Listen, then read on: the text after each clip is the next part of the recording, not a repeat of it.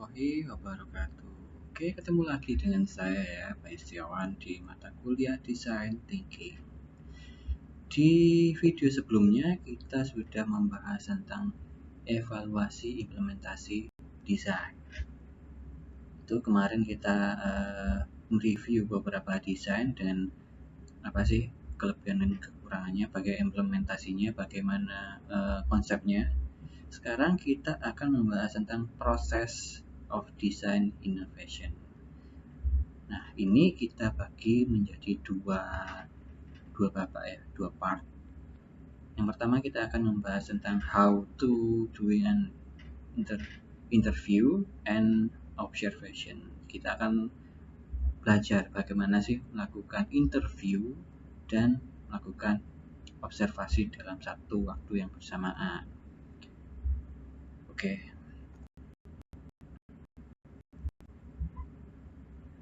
Kenapa sih kita melakukan interview dan pengamatan, interview dan observasi? Karena dengan melakukan interview dan observasi kepada klien ya, kepada calon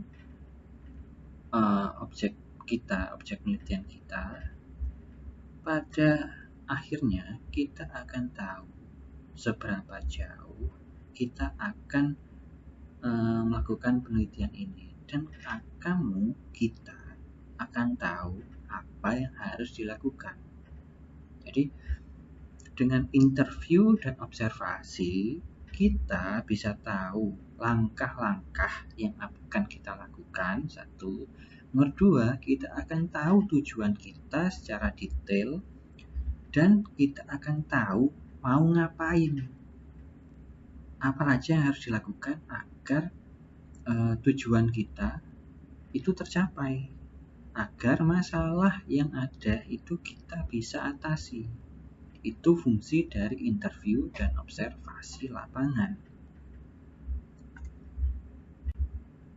Oke, ingat ya, kita ini belajar tentang design thinking. Sebenarnya design thinking ini adalah salah satu cara ya dalam proses desain, karena ada namanya desain proses, ada double diamond, dan ada beberapa metode-metode desain lain. Tapi kita di sini akan fokus kepada design thinking. Oke. Di sini kita akan mempelajari tentang proses empathize hingga ideate. Oke. Karena pada proses ini kita akan melakukan yang pertama adalah wawancara sekaligus observasi di lapangan terkait dengan masalah yang ada. Di sini kita akan mengambil contoh masalah dari Masjid Al-Falah. Di sana ada masalah dalam penggunaan sandal. Sederhana ya. Ya, emang masalah itu selalu ada di sekitar kita pada dasarnya, cuma kita tidak menyadarinya. Desain itu adalah cara untuk menyelesaikan masalah. Walaupun masalah itu kecil dan sehari-hari, kadang kita tidak menyadari masalah-masalah tersebut. Masalah sederhana sebenarnya, cuma kita kurang aware terhadapnya. Nah, itulah yang akan kita bahas di sini. Kita akan memulai dengan small data atau data yang sangat kecil, karena kita akan melakukan wawancara dan observasi. Itu adalah salah satu langkah pencarian data secara kualitatif. Ya, data kualitatif itu bersifat mendalam dan spesifik. Kita tidak melakukan penelitian kuantitatif, di mana sifatnya general dan umum. Kenapa kita melakukan penelitian kualitatif, bukan kuantitatif? Itu akan kita bahas di video-video selanjutnya ya. Tapi kita akan mulai dulu berkaitan dengan data yang sedikit, data yang kecil, data yang spesifik dari penelitian kualitatif. Oke, penelitian kualitatif itu pada dasarnya adalah menangkap data, informasi secara spesifik, secara emosional, dan kecil, skalanya kecil. Di sini kita akan melakukan wawancara. Berdasarkan penelitian dari Jacob Nielsen ya, dia sudah menganalisa dari 83 interviewnya. Dia melakukan interview kepada 83 orang terkait dengan banyak sekali problem yang akan dihadapi, yang akan diselesaikan. Dia mulai dari 10, 20, 30, dan sampai ke orang ke-85. Tapi ternyata saat dia jumpa di orang ke-85, ternyata sebenarnya penelitiannya ini udah ketemu di orang ke-5. Maksudnya adalah data yang ada itu udah cukup jenuh, atau data yang waktu ditambah 6, 7, 8 sampai 85 itu data yang didapatkan itu sudah sama gitu. Kita menemukan pattern atau menemukan pola-pola yang serupa dari orang-orang tersebut. Problemnya udah jelas. Tim atau orang yang melakukan interview tidak butuh lagi data sampai 100.000 data agar data itu valid, karena sudah ditemukan pada orang kelima. Nanti kalian bisa melakukan wawancara sebanyak mungkin sampai data itu benar-benar valid. Sebanyak apa? Tentu saja kalau data itu sudah ditambah lagi tidak sampai berubah pola-pola yang sudah ada. Di sini saya ngomongkan 5. Pada dasarnya 5 ini adalah nilai minimal, karena kita belum tentu tahu kan jumlah ke-5, 6, 7, 8, 9, 10 saat dijumlahkan polanya itu akan membentuk pola yang sama. Namanya itu ada pola yang saturate atau sudah jenuh dan tidak akan merubah data yang secara signifikan setelah data itu ditambah lagi. Jadi salah satu cara untuk mendapatkan data secara spesifik ini adalah dengan wawancara. Dalam wawancara kita melakukan tanya jawab. Itu yang akan kita pelajari di sini. Oke ya, kita ngambil contoh. Di sini saya nanti akan share ke kalian PDF-nya. Kita akan bahas di sini secara singkat sebagai contoh ya. Kita jadikan sampling dari masalah desain tempat penyimpanan sandal untuk mengatasi permasalahan fasilitas sandal di Masjid Al-Falah. Jadi ada satu tim penelitian ya yang melakukan survei observasi ke Masjid Al-Falah. Di sana ternyata ada masalah dengan sandalnya. Sandal yang disediakan oleh Masjid Al-Falah itu seringkali kekurangan. Padahal mereka itu memiliki jumlah sandal yang cukup banyak ya. Tapi kenapa kok selalu kekurangan gitu? Antrian panjang, terus juga sandalnya itu berserakan, terus tiap hari itu sandal-sandalnya semakin berkurang. Apa ya masalahnya yang ada? Apa yang perlu dilakukan agar masalah sandal ini dapat teratasi? Itulah yang dilakukan oleh si tim peneliti ini. Nanti kalian juga bisa melakukannya. Jadi kalian menemukan masalah yang sangat sederhana pada dasarnya, kita jumpai sehari-hari, tapi mungkin karena kita itu kurang peka dengan masalah itu sudah menjadi bias pengalaman ya. Jadi kita tidak merasakan bahwa itu masalah.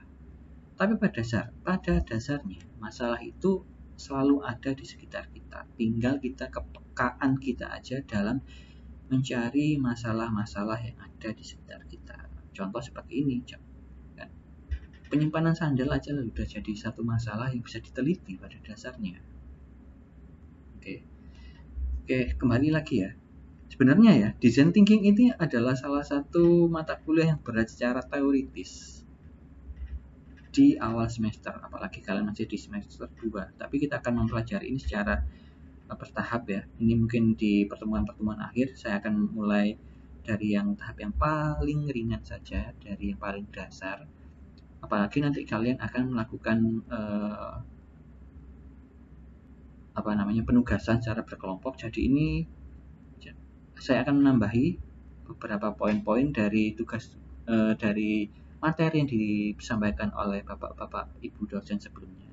Jadi saya akan menambahkan saja sekaligus memberikan beberapa contoh dan cara tips dan trik dalam proses di pencarian data empathizing dalam design thinking. Oke, interview wawancara. Wawancara itu nggak harus dilakukan oleh orang yang berpengalaman. Yang penting itu kalian itu bisa menggali informasi dari orang yang diwawancarai. Sebenarnya wawancara itu mudah, nggak butuh skill khusus. Yang kalian pentingkan itu adalah bagaimana kalian mencoba untuk berbicara, public speaking kalian, untuk mengajak orang itu berbicara secara enjoy. Kenapa? Karena kita melakukan interview itu kepada seseorang. Dan bagaimana kita mendapatkan data yang lengkap dan baik dari orang tersebut adalah dengan membuat mereka senyaman mungkin. Tidak membuat mereka dirasa diwawancarai, apalagi seperti dijadikan seperti orang yang bersalah gitu ya, di penghakiman. Tidak. Jadi kita mengajak para orang-orang yang kita wawancara itu sebagai manusia, sebagai sahabat, sebagai teman yang kita ajak bicara.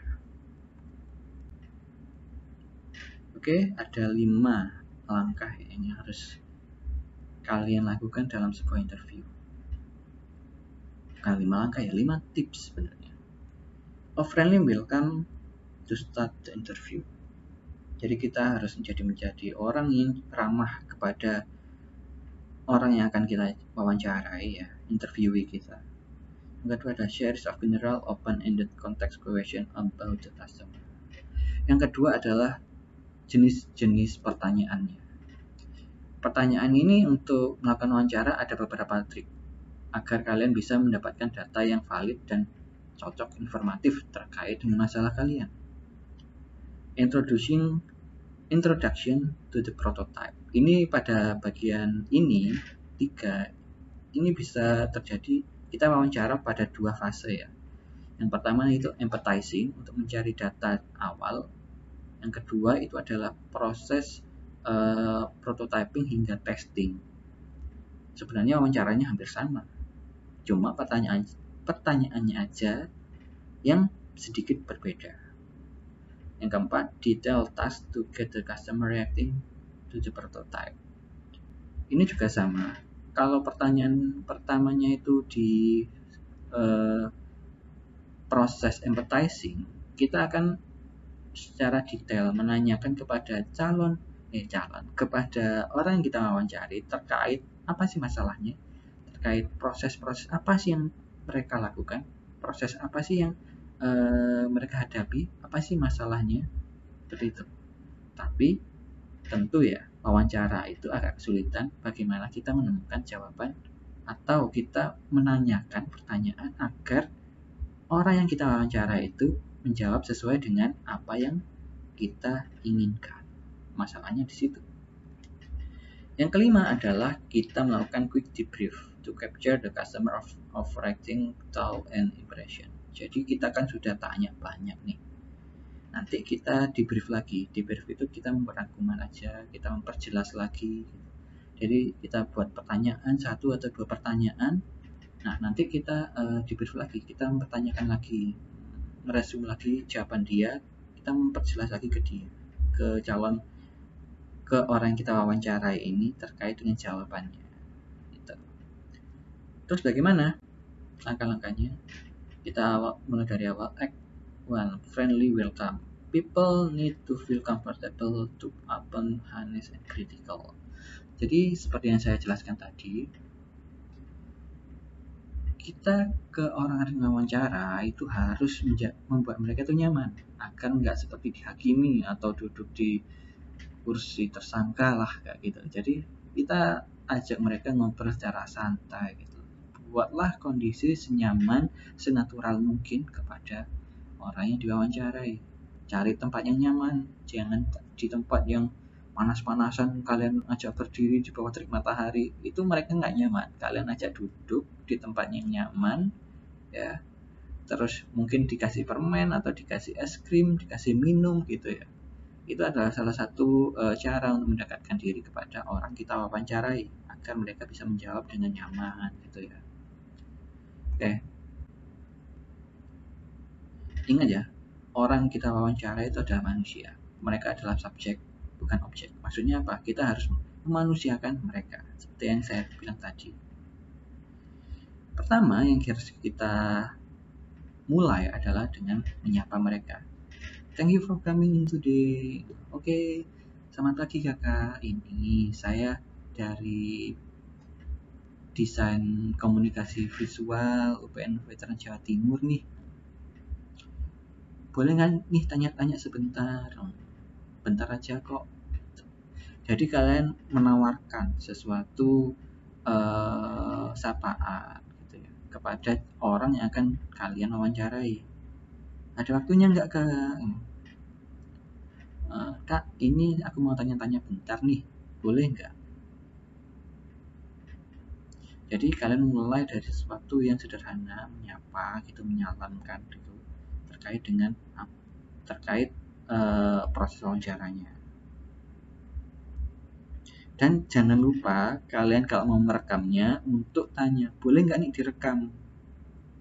Ya, itu adalah salah satu bentuk etik dari wawancara. Terus nanti kalian mulai dengan sesuatu yang informal. Jadi bagaimana harinya, terus kakak ini orang mana, seperti itu. Jadi agar kalian bisa mendapatkan akses ini maksudnya adalah secara emosional mereka itu nyaman dengan kalian gitu. Sebagai udah bukan lagi orang asing, tapi udah mungkin bisa dianggap lagi kenalan atau teman. Karena itu secara emosional akan membantu kalian untuk mendapatkan data dari dia. Oke. Lanjutnya adalah context question. A great series of context questions start with small talks and transition into personal questions relevant to the problem. Jadi contoh ya, yang ini kita contohkan tadi peneliti di Masjid Al-Falah. Tentu yang diwawancarai adalah anak-anak kecil yang di sana itu sekolah dan juga mondok di area Masjid Al-Falah itu. Oke, kan tanya-tanya kan di sekolah, di siswanya. Adik, lagi ngapain nih? Dek, nanti kalau sholat di sini caranya bagaimana ya? Sandalnya di sini kalau sholat di sini pakai sandal apa sepatu kalau wudhu? Kalau sandalnya siapa? Jadi melakukan pertanyaan-pertanyaan dengan bahasa yang informal itu lebih baik, karena dengan bahasa yang kaku atau baku itu akan membuat orang yang mendengarkan itu kurang nyaman. Gunakan bahasa yang membuat para orang-orang yang diwawancara itu nyaman. Oke, ini beberapa contohnya ya. Apa sih yang kamu lakukan kalau wudhu gitu? Kalau wudhu lewat mana? Terus sandalnya itu gimana ya ambil sandalnya? Jadi pertanyaan-pertanyaan terkait dengan apa yang akan kalian tanyakan secara umum hingga khusus. Dan jangan lupa kalian harus ramah. Jadi jangan lupa tersenyum ya. Terus juga jangan lupa untuk membuat eye contact kepada mereka. Jangan dipandangi terus, dan juga kalian itu matanya seliweran kemana-mana. Jadi kalian itu harus tampak curious atau apa ya, tertarik dengan jawaban mereka. Oke. Dan ini yang sering terjadi ya, kalau kita tanya wawancara kepada orang itu nanti jawabannya itu gelambir, panjang sekali, nggak terarah ke satu poin. Kalau seperti itu kalian bisa minta, Pak, Mas, Kak, Dek, saya potong dulu ya, kalau yang seperti ini bagaimana? Itu jadi kalian tetap sebagai pewawancara itu mengarahkan jawaban dari yang diwawancarai agar tidak terlalu jauh ya dari pertanyaan atau tujuan dari penelitian kalian. Terus apa sih yang dimaksud dengan open-ended question? Saya lupa. Open-ended question adalah kalian menanyakan sesuatu terkait penjabaran. Jadi bukan sesuatu yang tertutup. Jadi tahu nggak? Kalau menurut kamu iya apa enggak? Jadi itu namanya closed question. Jadi iya dan enggak. Jadi udah ada pilihan di situ. Atau sudah ada hal-hal yang kalian ajukan di situ. Ya kan? Iya apa enggak? Baik atau buruk? Menurut kamu ada masalah atau enggak? Itu nanti belakangan. Jadi kalian membuat pertanyaan itu yang untuk menggali data, informasi dari mereka secara open. Gitu ya.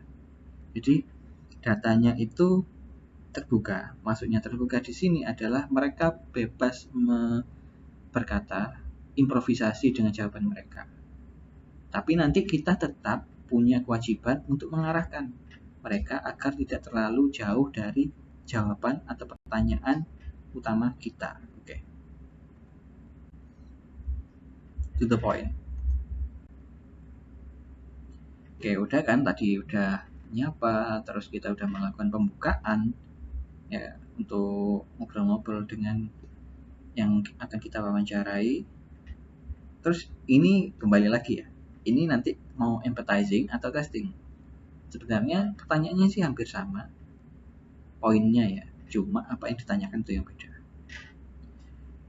Tapi yang terutama kita harus melakukan yang namanya think aloud. Think aloud itu seperti ini. Kita itu nggak cuma menanyakan sesuatu apa yang ada di pikiran mereka, tapi mungkin kita bisa meminta mereka untuk melakukan sesuatu hal sesuai dengan apa yang kita inginkan. Contoh kalau yang di Alfala tadi kan masalah sandal, ya udah kita minta mereka untuk langsung di situ, ayo cari sandal bareng deh buat sholat. Jadi mereka akan langsung praktek gitu ya, langsung menuju problem yang ingin kita temui di situ. Bagaimana melihat, kita observe gitu, bagaimana melihat mereka dalam pemilihan atau pencarian sandal di masjid itu. Nah, dalam waktu proses mencari sandal itu kita bisa tanya-tanya lagi. Oh, di sana ya Dek sandalnya. Oh, sandalnya yang ini. Oh, tuh Dek kok sandalnya ini pasangannya susah ya ketemunya. Jadi terkait pertanyaan-pertanyaan lanjutan terkait dengan apa sih yang mereka lakukan, apa tindakan mereka waktu dalam mencari sandal itu atau dalam proses melakukan prototyping itu. Jadi kita bertanya lagi secara spesifik apa yang mereka lakukan. Itu yang dimaksud dengan think aloud. Jadi kita memancing mereka agar mengungkapkan apa yang mereka lakukan. Oke.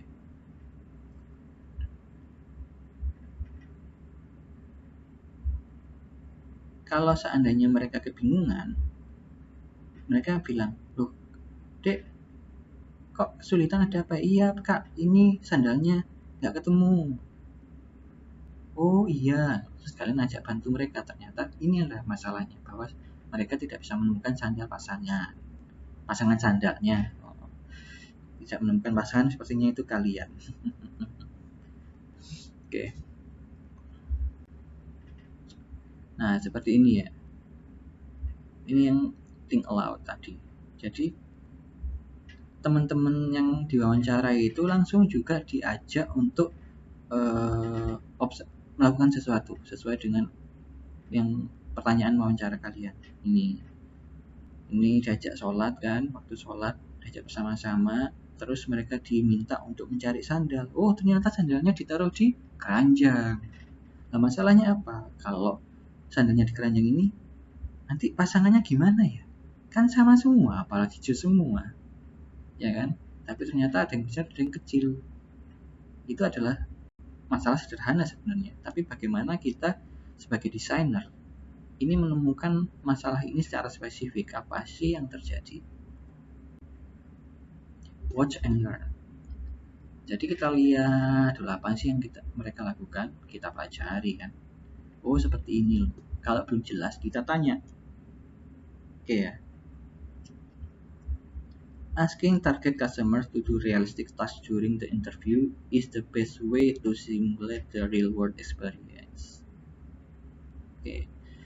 Jadi kalian kan membuat desain nanti ya. Desain ini kan dipakai untuk umum. Nah, dipakai untuk umum ini pada dasarnya harus bisa dipakai dengan mudah. Ya, kayak yang tadi keranjang tadi loh. Emang mudah kalau mau taruh-taruh sandalnya, tapi nanti kalau cari pasangan sandalnya lagi pasti ada kesulitan. Nah, itu pentingnya kita membuat desain untuk menyelesaikan masalah bagaimana siswa-siswi di sana itu nanti akan bisa dengan mudah menaruh dan mengambil sandal-sandal di masjid.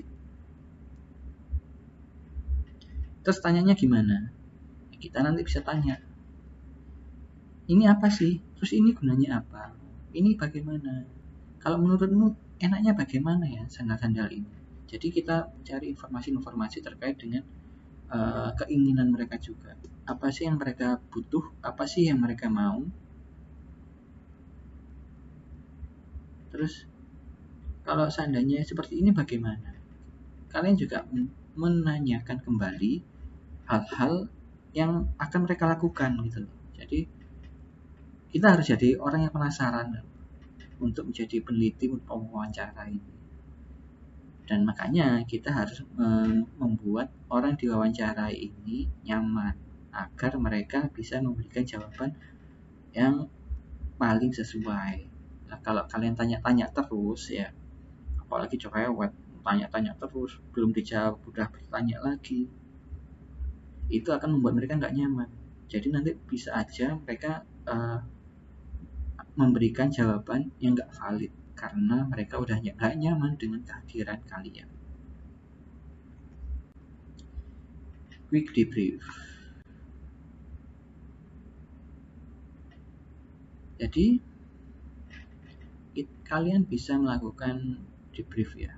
Ini lebih ke prototyping, testing, debrief question ini. Jadi kalian bisa membandingkan produk yang kalian buat, desain yang kalian buat terkait dengan sesudah ada desain kalian dan sebelum ada desainnya. Terus mereka suka nggak dengan desainnya? Ini mudah dipakai nggak? Terus caranya apa? Ya kan? Kalau seandainya ingin dirubah, apanya yang dirubah? Seperti itu. Jadi kalian membuat debrief questions. Jadi kesimpulan dari mereka itu apa sih terkait dengan produk-produk kalian ini? Apa yang kurang? Apa yang harus dirubah? And that is when the interview over, the interviewer thanks the customer, give her a gift and appreciation. Jangan lupa ya, kalau kalian sudah melakukan wawancara, kalian bisa kasih mereka apresiasi. Apresiasi itu nggak cuma kata terima kasih, bisa kalian berikan juga gift gitu. Kalau anak-anak bisa kasih permen, kasih roti, kasih minum, itu sudah senang. Kalau customer kalian atau orang dewasa, ya udah kalian cari apa yang mereka suka atau apa yang mereka butuh. Nggak usah yang terlalu besar ya, cukup sederhana aja, yang penting mereka merasa dihargai. Run the result. Oke, setelah tadi ditaruh ya sandal-sandal ini dicontoh-contohkan, ternyata masalahnya kenapa? Sandal dipinjam tanpa izin saat berwudu. Nah kan nggak tahu kan ini sandalnya siapa, ya kan? Ya udah asal comot aja, udah aku pakai sepatu nggak pakai sandal, aku mau pakai sandal gitu, udah ambil aja comot. Fasilitas sandal masjid yang disediakan tidak representatif. Nah kan ini keranjang ya, kayaknya sandal ini kan bisa taruh di mana aja. Nah siapa tahu nih dipindah sama anak-anak waktu siang, dipindah ke pinggir tangga, ternyata satunya lagi udah selesai dipindah lagi ke gerbang dan lain-lain. Jadi ini nggak representatif secara tempat, penempatannya tidak asik gitulah ya bahasanya itu. Jadi bisa mengganggu apabila ditempatkan di tempat-tempat lain. Jadi orang itu akan sulit mencarinya gitu ya, atau nanti kesulitan dalam menemukan sandalnya dan lain-lain. Kesulitan untuk mencari pasangan sandal, ya siapa yang gak kesulitan ya kan, kalau suruh milih sandal sebanyak ini dan pasangannya, apalagi kalau sama warnanya. Sandal basah dan tidak nyaman dipakai. Ini yang sering dijumpai ya, apalagi ini sandalnya taruh di keranjang, suruh ngambil dulu pakai tangan, kadang kan ada yang ngerasa jijik, apalagi kalau hujan-hujan banyak lumpurnya ya, apalagi. Oke. Dan juga nanti kalau sudah selesai wudhu ya, kira-kira sama anak-anak ini nanti sandalnya dibalikin nggak ke keranjang atau ditinggal berserakan aja. Nah seperti itu. Jadi let's see what we got. Jadi kita selain wawancara itu, apa aja sih yang kita temukan dari wawancara itu? Dan apa sih yang kita temukan setelah dari observasi dari mereka yang mereka lakukan? Itu kita telah semua.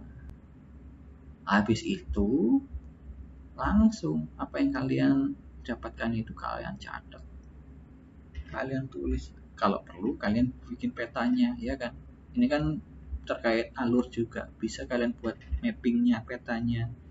Nah, kalau kalian lihat di sini kan ada tempel-tempelnya. Ini adalah idea, ada yang namanya masalah, ada resolving, kalian bisa nulis itu solusinya apa gitu. Dan tiap anggota kelompok silakan menulis ini agar kalian bisa tahu apa sih ide-ide yang ada, apa sih solusi-solusi yang diajukan, apa sih hasil observasi yang mungkin dari satu orang itu nggak ditemukan tapi orang lain menemukan gitu ya. Jadi kalian catat ini semua. Nah seperti ini tadi, ternyata sandal-sandal ini apa sih masalahnya ya, ini sandal bertebaran, sandal tertukar, jadi kotor, jadi lama, terus ada ya banyak yang hilang juga. Seperti ini pattern-patternnya. Nggak tahu sih, ini saya belum baca secara detail juga mereka melakukan wawancara atau observasi kepada berapa anak gitu ya di penelitian ini, tapi mereka menemukan pattern, menemukan pola yang sama terkait masalah-masalah yang ada, yaitu 5 poin ini. Oke, itu ya terkait dengan teknik wawancara. Ini kita akan potong lagi ke part selanjutnya. Jadi kita di sini akan melakukan review dulu sebelum saya mengakhiri. Bisa diingat lagi apa saja yang harus kalian perhatikan dalam sesi wawancara. Silahkan kalian jawab ya. Pertama adalah kita memanusiakan manusia, kita harus membuat mereka nyaman ya, jangan lupa itu, membuat orang yang kita wawancarai nyaman, itu penting. Nomor 2, kita harus menjadi seseorang yang cukup curious atau penasaran dengan apapun yang dilakukan, apapun yang dijawab oleh orang yang kita wawancarai. Yang ketiga, kita melakukan think aloud atau menanyakan atau mengajak mereka langsung praktek atau melakukan sesuatu terkait dengan data yang kalian ingin temukan. Bisa waktu prototyping, kalian bisa membuat mereka mencoba produk kalian. Kalau mau di masa advertising, kalian coba mereka praktek langsung terkait apa yang ingin kalian cari datanya. Tuh, kalian sudah. Terus kalian melakukan debrief, kalian menanyakan lagi apa sih yang telah mereka lakukan, apa sih masalahnya, apa sih kekurangannya, dan lain-lain. Ini untuk menarik kesimpulan apa yang perlu dilakukan. Ini terkait dengan solusi dan solusi yang lanjutan bila di prototyping dan testing. Oke, mungkin itu saja dari saya. Ini sudah cukup panjang, lebih dari 30 menit. Untuk part selanjutnya, kita akan bahas tentang ideating hingga ke prototyping. Tapi untuk sekarang sudah cukup di sini. Jangan lupa penugasannya kemarin silahkan dilanjutkan. secara mandiri berkelompok ya. Silakan berkumpul dan kelompoknya, cari masalahnya, terus kalian sudah bisa melakukan proses wawancara atau observasi terkait masalah yang sudah kalian temui. Oke, itu saja dari saya. Wabillahi taufiq wal hidayah. Wassalamualaikum warahmatullahi wabarakatuh. Oh iya, hampir lupa. Di sini kalian bisa baca materi-materinya ya. Di sini saya ambil dari 4 buku ini. Silakan belajar secara mandiri dari buku ini. Wassalamualaikum warahmatullahi wabarakatuh. Terima kasih.